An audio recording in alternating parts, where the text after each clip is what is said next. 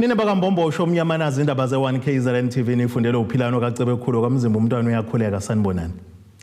Nazo kezona ndaba esithizo ezihamba phambili namuhla. Uhulumeni ucela ukubekezelelwa kwelobunini. Kumiswe ikhansela emthonjaneni kanti owasebhulwa uthole uxhaso kuhulumeni. Sanemukela kwindaba zethu ze-1KZNTV. Uhulumeni useyunxusa umphakathi ngokuthi uqhubeke nokubekezela ngenhlelo zokukhipha incwadi eziqinisekisa ubunini bomuzi phecelezi ngolasemzini ama-title deeds njengoba kuuhlelo lolu kwezinye izindawo sekupheleka iminyaka engaphezulu kwama-20 lungenzeki. Lokhu kuveleke khona obhiya eThekwini njengoba bekunomcimbi wokukhipha ngokusemthethweni izincwadi zobunikazi kumalungu omphakathi eyindawo ezahlukahlukene. Ongqongqoshe womnyango wezokuhlaliswa kwabantu kulesi sifundazwe uthi njengohulumeni basazoqhubeka nezinhlelo zokukhipha amatayitela ngoba bayaqonda ukuthi kubalekile ukuthi abantu eyindlini kahulumeni babe nabo ubunikazi.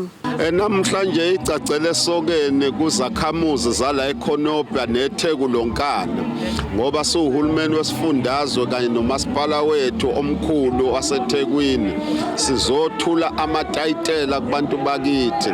Itayitela ke into ebaluleke kakhulu ngoba ikunikeza ubumnikazi bendlu lohlala kuyona kanye nomhlaba yakhe kona. Okusho ukuthi nje wena mawunetayitela usunakho konke, uowna indlu ubese uphatha nomhlaba kusakazi.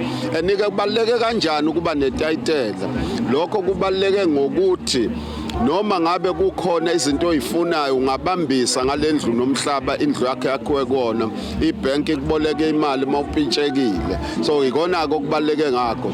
Kodwa ke thina ke njengomnyango wokuhlaliswa kwabantu la KwaZulu Natal into edala ukuthi sizokhipha lamatayitela silandele emyalezweni owanikezwa upresident wezwe kwisona yalonyaka lo owathi uhulumeni awuholayo funeka uqinisekise ukuthi abantu bakithi kubanika amatayitela okuyiwona abanikeza ubunikazi bomhlaba. Nkosi ubesephinde donse ngendlebe amalungu omphakathi ngokuthi izindlu zikahulumeni azivumelekile ukuthi sidayiswe.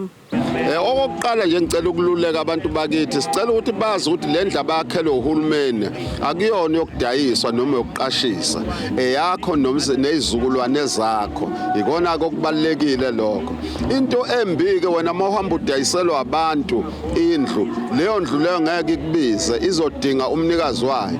Njoba sinikeza amatayitela nje silandela uhlelo lokubheka indlu ngendlu ukuthi umuntu olapho kuyona ngabe uyena qobo yini umuntu wayibhalisela indlu. Uma wena wangena endlini ngokuyithenga kumuntu ongenalungelo lokuyidayisa ngoba iproperty kahulumeni, ayi uyoyibona wena ukuthi uzokwenza njani. So ilokho ke msakazi into ebalekile kakhulu ngendaba yokuthi abantu sicela bahlukane nokudayisa izindlu nokuqashisa izindlu njengoba ungqongqoshe wezindlu eSouth Africa umama uKhubayi ehlale ebaluleka. Ongumeya kumasipala iTheku ukhulume ngabanzi ngesigameko esenzeke esifundazweni saseGoli la kushone khona abantu abangu-73 kwalimala inqoba ngenxa yokusha kwebhilidi. Umeya uthi nala edolobheni laseThekwini banazi izinkinga esifuze lezi ezenzeke eGoli kodwa inqinamba basabhekene nayo ukuthi ezinye zezinto ezithinta amabhilidi bayilawulwa izinkantolo. Sifisa ke futhi ukuzwelana nathi nemndeni yalapha eJohannesburg ehlungumezekile ngesikhathi kuba nalesa sigameko esikhulu kakhulu ekhamba imphefumulo eminingi. Sithi ke kwehla ngalungehli kodwa nathi sinazi inkinga njengedolobha lamabhilidi othi ahijackiwe athathwe ngodli lawo mabhilidi lawo abantu bahlala noma kanjani. Siliqalile kuhlelo njengomkhandlu waseThekwini ukuthi siwahlole senza ama-inspections sikwazi ukubhedela ibhilidi noma leli flat efanele ihlala imndeni abantu abawu4 kuphela indaba lihlala abantu abawu50 sikwazi uku-enforce umthetho kuleyo ndawo. Kodwa okuningi sikulindelene ngaseyinkantolo ngoba amanye amabhilidi niwabona lapha eThekwini engasekho nasesimweni sokuthi fanele ngaba sebhedleziwe. Awukwazi ukulibhedliza ungakayitholi i-court order yokuthi ulibhedlize. Siyajabula ukuthi sesiyitholile i-court order yokubhedleza leli lama-China elapha kuPixlea isakaseme lelo bhilidi lelo sizolibhedliza ngekudala umkhandlu usu-approve 28 million wokudemolisha lelo bhilidi. Maningi namanye siqhubeka siwabhedlize sesawabhedliza ngaphezulu ayisithupha eThekwini kade sihlupha ngokuthi inkantolo zasinikeza ilungelo wonke ke nalawo amanye sa-applyile once nje sethola i-decision enkantolo siyawabhidliza siwashaya phansi. Amalungu omphakathi ahlomlile athi lokhu kusho lukhulu ukubona ngoba kubuyisa ithemba nesithunzi ngoba esikhathini esiningi amanye amalungu omphakathi ayayibhekana nokuthi athole sekudayiseka indlu umuntu ehleli phakathi. I'm a proud owner. I'm getting my title deeds today, and I'm very proud of it. All the years that we lived around and we never had homes. Yes, and I'm happy to get a home from you all. Namhlanje ngizizwa ngemkhulu namhlanje ngizizwa nje ngiphuma emsebenzini ngisabuyela khona emsebenzini kodwa ukuthonga vida nabaphela ngenxa yenjabulo indlela yengijabule ngayo angazi ngathini. Kutebogo Sibisi wezindaba ze1KZNTV ku channel 261 ngisekhonyobe eThekwini. Usomlomo kumasipala umthonjaneni enyakatho kwaZulu Natal uNtombi yenkosi Mbatha useyetshela amakhansela nomkhandlu ukuthi uma engalandeli imigomo yokusebenza ngazithola enethwa ngamathonsi abanzi. Umbatha usho lokhu kulandela kokumiswa emsebenzini kweikhansela lakward 10 uthanda ukwazi Mkhize kulandela ukungizeke emhlanganweni wamakhansela amahlandla amathathu. Leli ikhansela kuvela ukuthi alikaze liyiveze izizathu zokungabi khona kule mhlangano nokuyisona ke sizathu sokumiswa kwalo. Umasipala wasemthonjaneni osenyakatho nelikaMthaniya usumemezele ukumiswa kwekhansela lakuward 10 uthanda ukwazi Mkhize kulandela izinsolo zokungabibikho emihlanganweni yomkhandlu amahlandla amathathu ukulandelana. Ngokwesitatimende esikhishwe yilo masipala, uMkhize akaze ezilethe nezizathu zokungabibikho kule mhlangano. Lesi statimende siveze ukuthi ke usomlomo walo masipala uNtombi yenkosi Mbatha ube esemmisa emsebenzini. Kanti konobhala weANC kusifunda iMusa Dladla uNathi Xulu uthi akayilandelwanga imigudu efanele ekumisweni kwekhansela uMkhize njengoba nesimo sakhe sokwabuthakathaka siyinto eyaziwayo. Akaze kuhlale rules committee akuna recommendation yenziwe i-rules committee yayisa kwi-ESCO okwi-executive. But suki item isikhuluma ngesuspension ingaqalile lapha because uqala lapha ubungula wona ke lama attendance meeting ukuthi usibanibani ube attende kuphi usibanibani ngoba kwi-council akaze alove imihlangano emithathu elandelana kwi-council uCouncil uMkhize kodwa into kaCouncil uMkhize iyaziwa komasipala bayazi bangana even nencwadi kaDokotela ukuthi umuntu ogulayo unencwadi kaDokotela ayihambisa kwamasipala esuka ngoMay kuya kumhla ka8 August.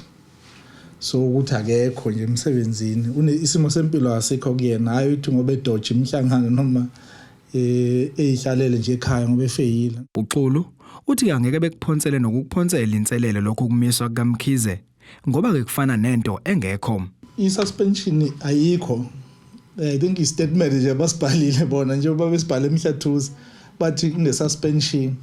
So into abayenzile bona kuya kwi-council meeting sebene-statement besibhalile because bafike bafaka lento ukuthi bamsuspend iyachithwa buyiselwe emumva ukuthi ayobuyela kuma-committee ko-rules committee bathi akudeploye uspeaker nakhona yachithwa leyo kwi-council. So akulula ukuchallenge into oyazi ebuyiselwe ngaphakathi because i-report esiyitholile ukuthi ibuyele emumva.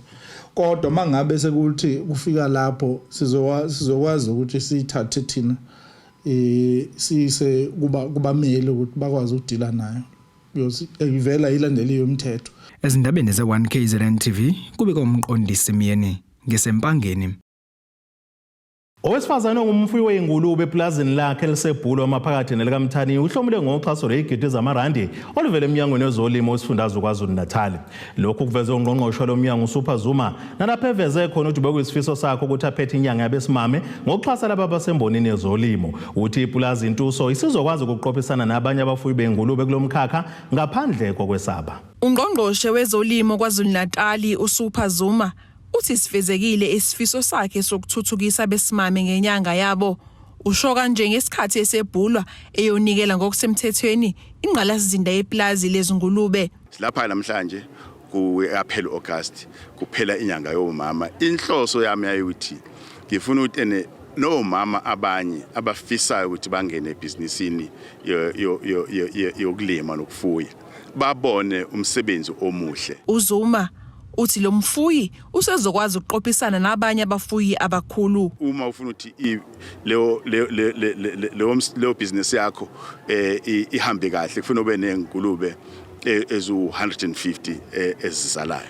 Yena usedlule kakhulu lapho ngoba uku250 manje usukile ekuthena abe emerging farm ukungena kwi-commercial farm kwi-commercial farming la khona engakhompyutha naloma buphi umfuyi wengulube futhi abe successful.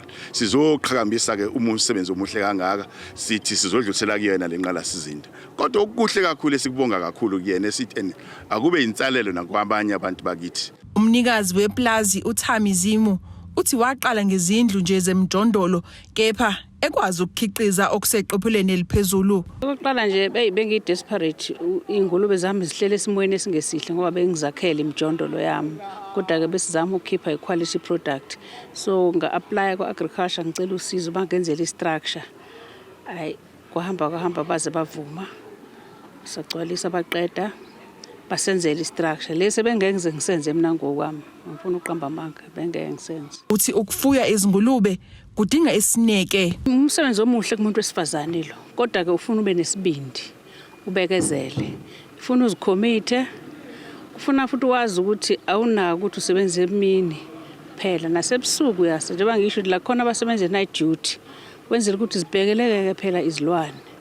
Kungabe nje kube kamazizalele yedwa umuntu ingane eziwu15 akasizwa umuntu zincane ziyathithiza ziyapitshika ziyafa. Imeyo masipala wesifunda iHerry Gwala ithi abesimame basasalele emumva kwezolimo kulesifunda. Kwi-district yethu basasalele kakhulu kodwa futhi inamba seziyakhula ezikhomba ukuthi abanye sebeyaqhuquzeleka. Uyazi umsakazi ukuthi kufuneka silikhuluma iqiniso abantu abakuthandi kahle ukungcola.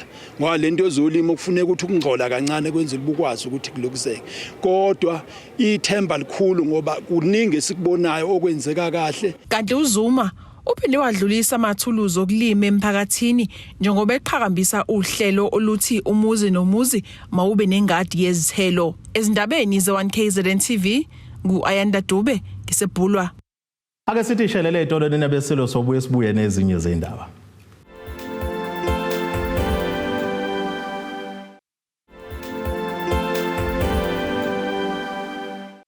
Asibonge siphinde sinamukele nenabeselweni sabukele zona indaba ze1KZNTV nazo ke zona ehamba phambili namuhla.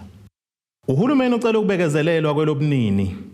Kumiswe ikhansela EMTHONJANENI kanti owasebhulwa uthole uxhaso kuhulumeni. Isebenza zenza umsebenzi wokufunda ngezikweletu zamanzi ngaphansi kwamasipala iTheko KwaZulu-Natal zithi sekuyezwela manje ukumiswa kwazo emsebenzini njengoba sekupheleke isikhathi esingange izinyanga ezintathu zingasebenzi ngaphandle kokuthola izathu sokumiswa kwazo. Laba bebeqhinqe ngaphandle kwekomkhulu lomasipala bathi ukumiswa kwabo sekuyezwela nakumadikazi bemizi njengoba ungasebenzi kwabo kusho ukuthi izikweletu zabo zamanzi seziyaqagelwa. Bafuna izimpendulo ngokumiswa kwabo emsebenzini abesilisa abenza umsebenzi wokufunda izinombolo ezigujini zamanzi emzini engaphansi kamasipala iTheko ngenhloso yokuthi lo masipala uthumelele abanikazi bemizi izitatimende malungana nesikweletu zabo zamanzi. Laba ke bebeqhinqe ngaphandle kwekomkhulu lo masipala njengoba ke bethi amakhasimende abo akhathazekile ngezikweletu azithunyelelwayo. Njengoba singekho abantu ba-estimate ingakho besifonela kade bekhala engani umuntu engisuke ngiyakuyena ugcine senenamba yami ngoba khona umunye othola ukuthi uyasebenza ngiyamfonela ukuthi sengiyeza. So sebeyasifonela ke manje ukuthi bafikele izincwadi zama-estimation okusho ukuthi into esukele nje ngqondweni ukuthi imali engaka owishayo. Kusho ukuthi lento ilimaza kakhulu laba abantu laba ekuyibona bakhokhela amanzi. Egcineni manje labo bantu egcineni sebebhilwa kakhulu. Balimalile nje kakhulu. Nathi ke sisinjenga nabasebenzi silimele ngoba siqashile la kubaqashi. Manje uthola ukuthi uma stande udinga imali yakhe nekupheleni nonyanga kana ndiyaba nale story. Asinalutho. Asazi na ukuthi sikwenza kanjani. Iziko lezindaba lihabule ukuthi ke zibalelwa kwi12 izinkampani eziqashwe umasipala iTheko nezibeke seqasha laba ngaphansi kwabo ukuba ke bangene umuzi ngomuzi bebheka izikweletu zamanzi kanti baqashwe ngezinkontileka. Bathi ke sekuphele iminyaka engaphezulu kwama20 abanye babo besebenza ngezinkontileka izimo abasebenza ngaphansi kwazo zibeka ke izimpilo zabo engcupheni nokunyike okuningi kanti bathi ke bafuna ukuqashwa ngokucwele uLumasipala. Ngokuqala nje imali esiyitholayo siyayithola imali ethi ayilingani sisebenza umsebenzi ofanayo sizama ama-meter reading sonke but imali esiyihola ayilingani. Ama-date okuhola wethu awafani, ama-uniform asinawo ama-uniform uthi uyayithola i-uniform sowugugela i-uniform uthothi umqashi wakho ngaze akakunikeza i-uniform singazini ufuna siyenze. Siba ney'nkinga silunywe izinja mhlawumbe emsebenzini esiwenzayo silimale khona emsebenzini kuba ukuthi akukho mali esiyitholayo nalapha sinikezwa lutho, silimale ney'moto nakhona ukuthi asinikezwa lutho. Sisebenza imvula ziyanetha konke nje lokho kuyinkinga kuthina. Umasipala sekuyisikhathi eside sisebenza ama-contract. Besinalo ithemba lokuthi mhlawumbe umasipala uzoasibheke nathi sisebenza usiqashe kodwa kuzokube lesikhathi sizifiqwa yilesi simo lesi lokho sima kanje. Mina ngina 20 years ngisebenza ngaqala ngabuba ngo-99 ngiqala ukusebenza la. Abanye bano 10 years, abanye bano 12 years, sibadala kakhulu. So ngifuna ukuveza nje lokuthi umasipala sekufanele ukuthi kube isikhathi ukuthi usibheke nathi manje usikhumbule ngoba yonke lento sesiyitholile ngeminyaka eminingi ukuthi akufanele ngabe thina sesisebenza ama-contract. U-Iqbal Mohammed uthi-ke yena kanye namanye amalungu omphakathi ziyabakhathaza izikweletu zamanzi abathunyelelwa zona njengoba ikhuphuke kakhulu kanti kamukho nobachazela ngokwenzekayo. What's affecting us, we do not have the extra money because of the estimates. When the estimates were on, we managed, we knew the amount we would pay. Now we're just coming with bills that we have to go and look for money and borrow money to pay the bills, otherwise they want to cut off. It came approximately 1,400 Rand extra, and we have to look for the money. There was a person up the road, his bill came to 22,000 Rand because they were doing estimates. Now he doesn't have the money to pay that amount, so he made arrangements for the municipality, right, to make arrangements to pay that. Now he's stuck with the problem, he's got to pay interest on the 22,000, plus he's got to pay his existing bill. Iziko lezindaba lizamile ukuthola ukuphawula kwalo masipala nokugcina ngaphumelelanga kwaze ke kwashaya esikhathi sokemoyeni. Ezindabeni ze-1KZNTV kubi kuntombi khona mvubu eThekwini. Umholi weqembu lamakholwa lezepolitiki e-African Christian Democratic Party ACDP umbhishobhu Eric Manxele uthi nakuba zilokhu iqhubeke njalo igameko zokuhlasela kwasopolitiki kulesifundazwe kepha ke bazoqhubeka nokukhankasa njengoba bebheka ukwenza kahle okhethweni kwazolonke ngonyaka ozayo. Ekhuluma neziko lezindaba uDuyaza unxusa uhulumeni kuba kaqhubeke nokusebenza kanzima ukuze kubanjwe abenzi bobubi. Isifundazwe kwaZulu-Natal sibhekene nesihlava esibi sokuhlasela kubulawo sopolitiki. Nokuyinto esishiya ukukhathazeka nokwesaba kwabaningi njengoba ilakuleli kubheka ukuthi lisingathu ukhetho lukazwelonke ngonyaka ozayo. Iqembu ACDP esifundazweni kwaZulu-Natal ithi izoqhubeka nokukhankasa unxenxa amavoti yabe isinxusa namanye amaqembu ezepolitiki ukuba qhubeke enze njalo. Sizoqhubeka ke sikhankase nakuba izinto zinje futhi siyawa encourage namanye amaqembu ukuthi awaqhubeke ekhathina njenge ACDP ke bakithi ngisho yedwa umuntu otholakala ethuneni kuthiwa nimbona nje ufakwe iACDP ethuneni ngoba siyamesaba uNkulunkulu futhi siyakwazi ukuthi umphefumulo kaNkulunkulu ubaluleke kangakanani. Leli qembu ezinyangeni ezedlule nalo like lalahlekelwa yilunga lalo uJohn Mnyaka ubeli ikhansela ngaphansi komasipala uMhlathuze kanti selinxuse ukuba uhulumeni aqhubeke nokusikhandla uqinisekisa ukuthi abenzi bobubi bayabanjwa bayiswe ezindaweni efanele. Kodwa ke uhulumeni kufanele kube khona akwenzayo okukhulu kunalokho akwenzayo. Umuntu uyajabula ukuzwa indaba zokuthi ababulali bamanye amakhansela bayabanjwa, bayaboshwa, bayavela phambi kwenkantolo. Kuyinto enhle leyo ebesifisa ukuyibona futhi iqhubeka. Kungabe ukubulawa kwamakhansela kuphela, kube kubulawa nabantu aba-ordinary ngoba isikhathi esiningi uma kufa abantu abanekhundla kuyasukunywa beboshwa abantu kodwa uma kufa abantu nje abangenayikhundla uthola ukuthi kucweba isiziba. Leli iqembu liphinde laphawula ngombimbi lomaqembu ayisikhombisa ahlangene ngenhloso yokugedula iqembu elibusayo ukhongolose. Leli iqembu lona lithi liyoqala izingxoxo emva kokhetho. Nalento yenziwayo yokuthi kuhlangana amaqembu ezombusazwe ehlangane ngoba elungiselela ukuthi uma ewina ngonyaka ozayo ezakhe ebe umbimbi ummelana nenhlangano ebusayo inhlangano kaANC. Angisho ukuthi ku right, angisho ukuthi ku wrong, kodwa thina njenge ACDP sakubuka nje sibuza nombuzo ukuthi konje kubaleke ngani ukwenza umbimbi kungakavotwa. Yini singafike kuqala okhethweni sivote mase siqedile ke bese sibona sivote kanjani bese buna ukuthi singayi-aligna nobani. Okwamanje ke samile sazoqhubeka nje siyi-ACDP sizimele sisebenze siyethemba ukuthi uNkulunkulu uyosiphumisela ngaphesheya bese ke yilapho ke sesingabona khona ukuthi ukhona yena umuntu esicela ukusebenzisana naye noma akekho la. Kamuva nje kusanda kuhlaselwa amakhansela amabili eNFP kwanongoma kanti elinye lisesibhedlela kanti elinye ladlula emhlabeni. Ezindabeni ze-1KZN kubika uThabani Maphumulo eMtubatuba. Komishana wamaphoyisa kwisifunda iKingcetshwa inyakatho KwaZulu-Natal uJaneni uSipho Ngubane uthi ke ngemidlalo yebhola abayihlelayo umnyaka yonke inhloso yabo ukuthi ke bagqugquzele ubumbano nokuzwana ukuze kube nokusebenzisana okuhle kulezi inhlaka zokuphepha. Umbomvu kusho lo ngesikhathi ke kuqhubeka lemidlalo yebhola enkundleni ezemidlalo uMhlathuze Sport Complex eRichards Bay nebihlanganisa bomnyango wezempilo amaphoyisa SAPS umnyango wezokuhlunyiswa kwezimilo kanye neminye. Amaphoyisa ngaphansi kwesifunda iKingcetshwayo enyakatho nelikaMthaniya abeke nezemidlalo izinhlobonhlobo enkundleni ezemidlalo uMhlathuze Sports Complex eRichards Bay. Le midlalo ke ihlanganisa umnyango wezokuhlunyelisa kwezimilo, amaphoyisa kaSAPS, umnyango wezokuthuthukisa komphakathi, owezempilo neminye. Lona ke umcimbi obewenza minyaka yonke. Ukhomishana kwamaphoyisa kulesi sifunda uJaneni Sipho Ngubane uthi ke bayenza le midlalo ukugqugquzela ubumbano nokuzwana kule mkhakha.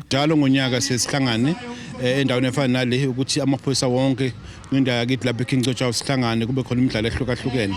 Kodwa ke sipromote ukuthi ubumbano emaphoyiseni, sipromote nokuthi kube khona uzwano. Injongo enkulu yalo kusihlangane njalo mangabe kuyi-spring day zonke idashi ezikhona ezu-12 kanye namanye ama-departments kakhona lapha eKingcetshwayo. For instance, i-correctional services, i-department of health, i-department of i-social development.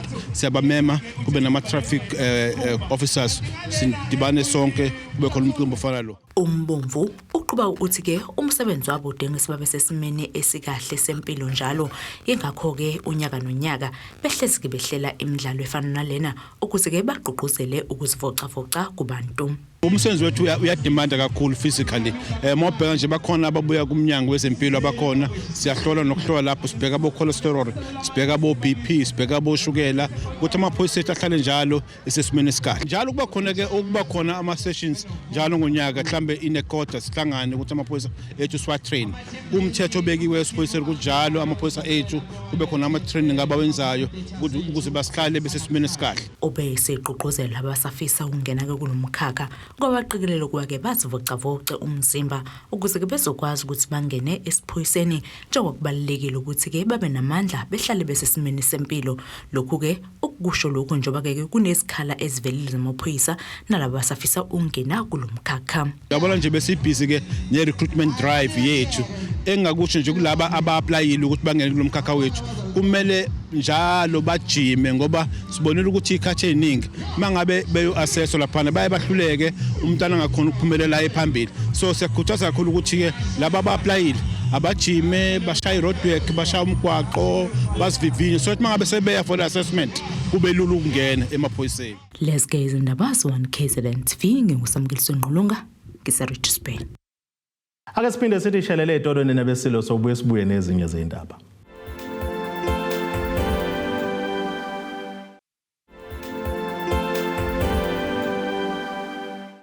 Asibonge siphinde sinamukele nisabuyele zona indaba ze-1KZNTV nazo kwizona ezihamba phambili namuhla. Uhulumeni ucela ukubekezelelwa kwelobunini. Kumiswe ikhansela emthonjaneni kanti owasebhulwa uthole uxhaso kuhulumeni. Ake sibheke engosini yezomnotho.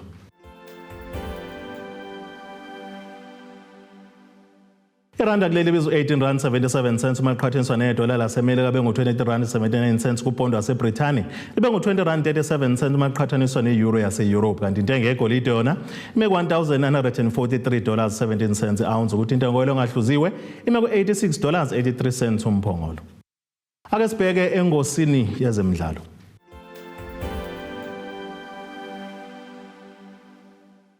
Wonke amehla azokubethe nje kumdlalo omlenze wokuqala umqhudelwano eMTN 8 ozoba phakathi kweMpofane eKaizer Chiefs nabafana beStyle iMamelodi Sundowns kusasa ntambama ngobumbana nje kwehora lesithathu. Kuzobe kuyizinkani zababili kulomdlalo wakusasa ozoba senkundleni yase-FNB njengoba amabili amaqembu ekhombisa ukuba semgqiqweni njengoba enqobeka imidlalo ilandelana ikakhulukazi ke-Chiefs kanti ke-Sundowns yona ibhekwe ngabaningi ukuba ke unqobe lomdlalo kwaziza selokhu kuqala kesizini kayikaze yehlulwe nakanye. Ake sibheke nasesimo sezulu esingalindeleka.